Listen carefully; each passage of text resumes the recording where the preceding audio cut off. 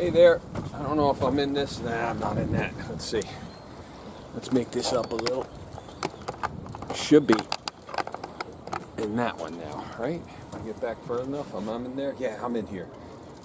Today we're out fishing for sea robins, and I haven't shown you one of those. I have a few in the live well.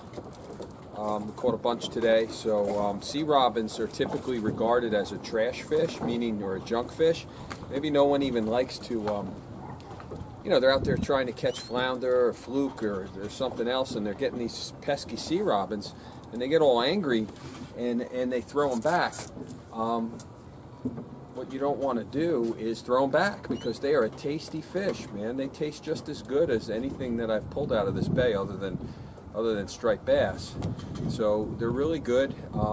They're tricky in that they have a lot of defenses on them. They have armor, yeah, like Iron Man, and they have lots of points and things to stick you with. So I have them in the live well now, meaning I've kept them alive. This way they're nice and fresh. So I'm going to try to reach down here and grab one and show you what one's like. Oh yeah, I got one. All right, well that hurt. Hold on. I gotta press down hard because he's ready to shake out of my... Oh, he's making noise. All right, so that's a sea robin, and they have these wings on them, and they're pretty cool.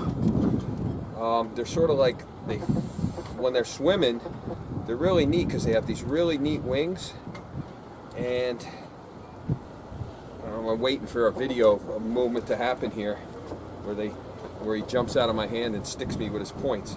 But these dorsal fins, really sharp. He's got the points on him. At his head, he's got really sticky points, little jabs. It's almost like a dinosaur fish. But right through here, it's all this really good meat. People don't realize it. I've been keeping them, and they make some tasty treats. Plus, you get the meat. If you get a fish this size, he's not overly big. He's small for a sea robin. But this meat coming off of here goes great for fish tacos and things like that. So this is sea robin. We'll give you a close-up look. I don't know if you can see that. He's making some noise. Those are his wings. We put him back in the live well, and then in a little bit, I'll show you how we clean them.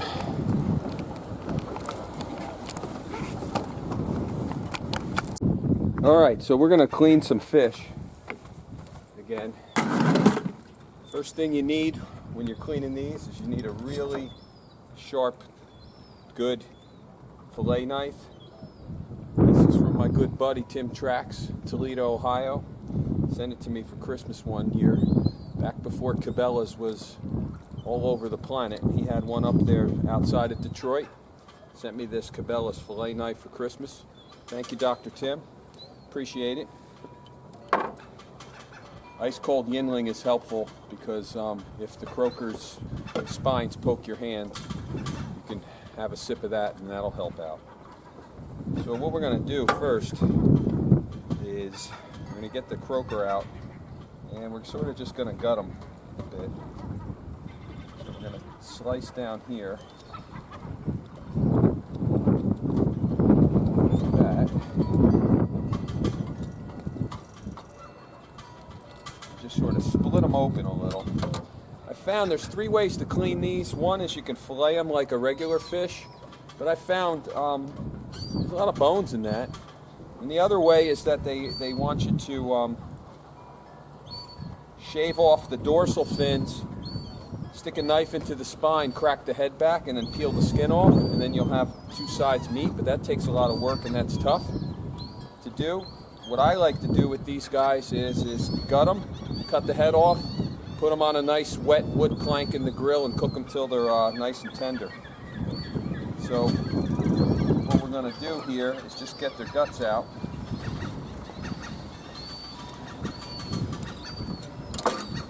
Run it through some water.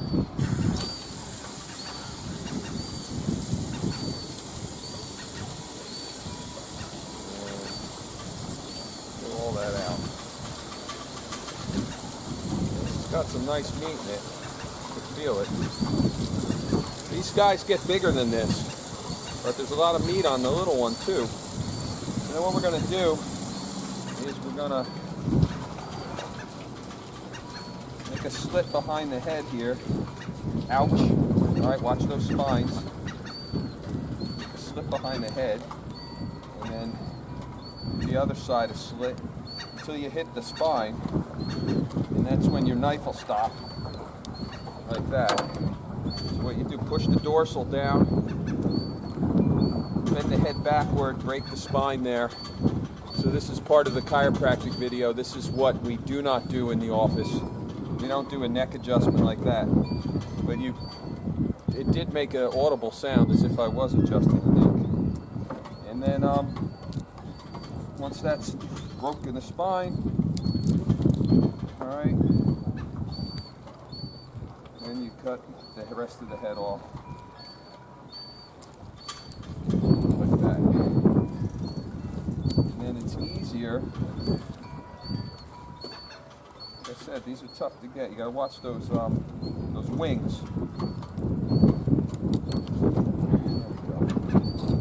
And then it's easier now to run the water through there and get the rest of those guts out.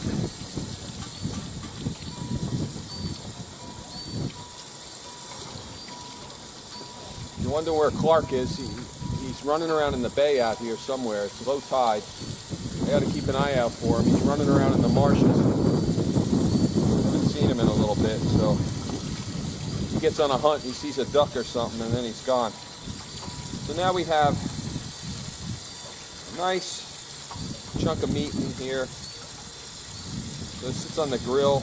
The meat just cooks off. It falls off the bone, and it is really, really good meat. I'm going to make another split here. Because what I'll do is we'll season this meat with a little seafood rub I have on the grill, and that'll come out nicely. Alright, so that's a sea robin. How I do it. Bake it on the grill just like that. Bake it, you'll know when it's done because the meat just takes off. Oh, there goes Clark, running 100 miles an hour. The meat just starts to fall off, and that's when you know it's all finished. Alright?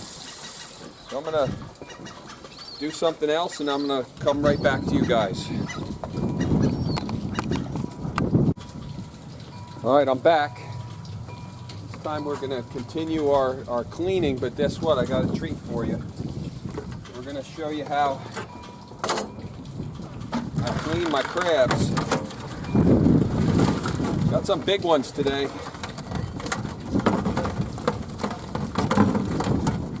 Alright, so for this, again, need an ice cold Yinling because, man, you don't want to get bit again. I told you the story how I got bit a few weeks ago. Not bit, pinched. But these are some sizable crabs. I mean, look at that. They don't want to let go. There you go. Alright, so that's a nice sized crab. And there's a bunch of them in there like that. Probably about 11 out of the 14 are all this size. So how do you clean a crab like this when he's not iced down and when he's not, you know, when he's alive, when he's not iced down, or when he's all active and ready to attack? So the answer to that question, how do you clean a live crab, is very carefully. So the other essential tool are these babies. You need the tongs. But then I also have an old clam knife that's actually, I don't use it for clams, I just use it for crabs. So what I'll do is I'll take this crab and I'll bend his legs down like that. So now I got a good grip on him, and I'll take the knife and go into his bottom of the shell, lift up that telltale marker of which sex it is. You know, we only keep the male crabs, and I take the knife, slide it back and forth around his back, then shove my thumb in, pull the shell off, throw it out to the seagulls, and then now we have the stuff in there that no one likes to eat, so we clean it off. Now, when you clean crabs, this is not typically how the people in Maryland eat them. Maryland style is where they take a crab whole and they boil it whole. And the beauty about Maryland style is that all the flavor of the crab stays in there while it's boiled whole, and all this gooky stuff here gets all solid, and so it's not really a problem. But the con of that is that you have to, when you're at the table, you have to take the shell off, you have to clean the gooky stuff off, and then you got to eat it. So it makes a lot of mess. So while I like to eat Maryland style crabs, and look at that guy trying to reach me. While I like to eat Maryland style crabs because they taste better and they're actually easier because I'm not cleaning them, I just throw them in a pot. These style crabs in my house, I guess we're going to have to call it Zimmerman style crabs because nobody likes to eat crabs that aren't cleaned. So, except me. So guess who's cleaning crabs? So that guy's all done, ready for the pot. So then you just reach in, grab another one. Oh, this one's, I think this one's the biggest one. Let's see. Oh, he's feisty too. Come on. Oh yeah. He's a big crab. He's a feisty one. So we're going to take that one and shut that water off. See here, he doesn't want to put his, wow, that is a big claw. Look at that. I'm going to put that up close. See that? That's big. Look at the blue in that claw. Whoa, look at the blue in that claw.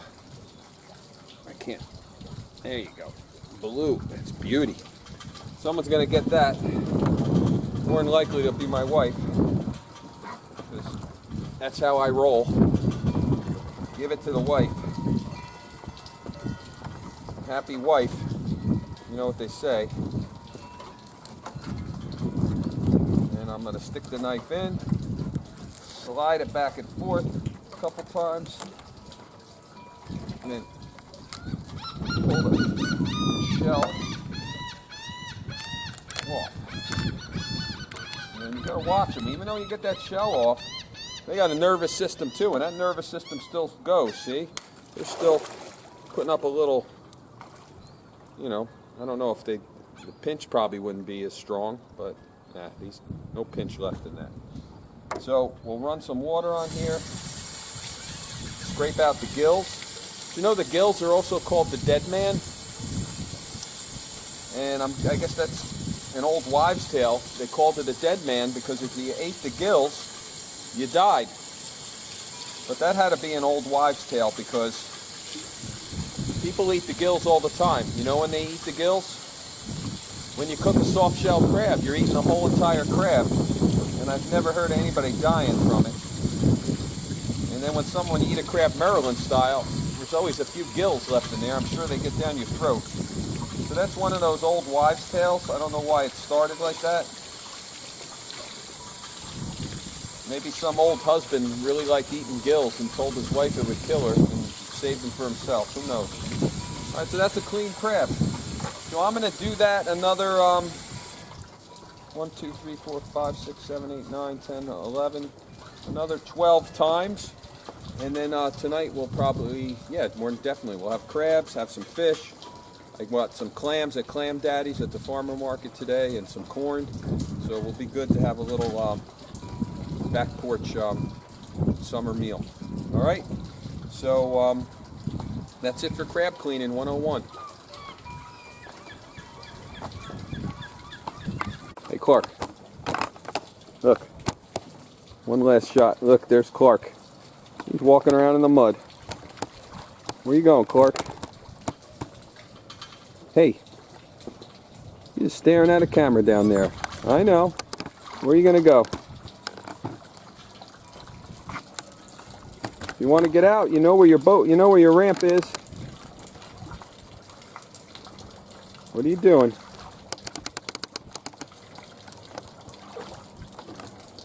He likes when he can walk in the water too. That's fun for him. Let's see where he's going to do. Clark.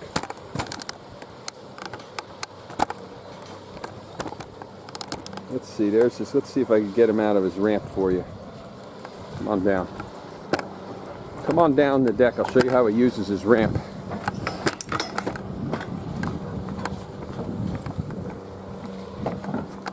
Clark, come here, boy.